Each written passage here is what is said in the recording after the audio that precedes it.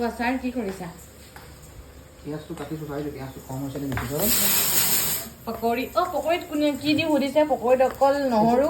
চৰি এতিয়া মই বনাইছোঁ ষ্টাৰ্টিঙৰ পৰা প্ৰথমতে দাইল মাৰি ল'লোঁ দাইলটো একেবাৰে মিহি নাই কৰা অকণমান সোনকালে গোটা অলপ হৈ আছে পিঁয়াজ দিছোঁ আৰু জলকীয়া অলপ নহৰু আৰু নিমখ হৈ গ'ল আৰু একো নহয় হালধি গুড়ি আমি একো নিদিওঁ সুধিছিলে আৰু বেচনৰ কথা বেচন একদমো নাই অকণো নাই অকণমান বেচন নাই এইফালে আটা কমি যাব আৰু এইফালে মই চানাডালৈ হালোৱা বনাম এইফালে চানা এইফালে বুট মোৰ এইফালে মিষ্টেক হৈ যায় দেই আৰু এইফালে পানী গৰম হৈ আছে আমাৰ এইটো বেয়া হৈ থাকিলে ঢকা দি দিলে ই আমাক দুটা আছে শেষ হৈ গ'ল আৰু এইফালে মই পূৰা সাজি কাচি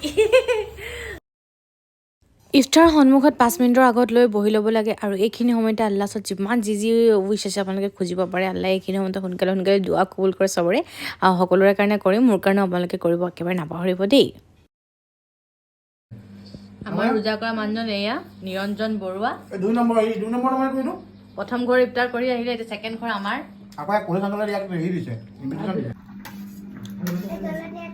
তাক খালেও দিবা দি মিঠা পাত জলকীয়া মই লৈ ল'লোঁ হ'ব নাই চা এতিয়া ডালিম আছে আপেল আছে আৰু এইটো হালোৱা হয় খা কালি এটা আপোনালোকে দেখা পাইছিলে এইটো মিঠা মোৰ কমেণ্ট আহিলে এইটো দুপাত্তাই হয় দেই মই দুপাত্তাৰে এনেকৈ বনাই লৈছোঁ চাই ভাবিছে মই পিং মাৰি কিনে বনাইছোঁ পিং মাৰি বনোৱা নাই চিলোৱা হালোৱাটো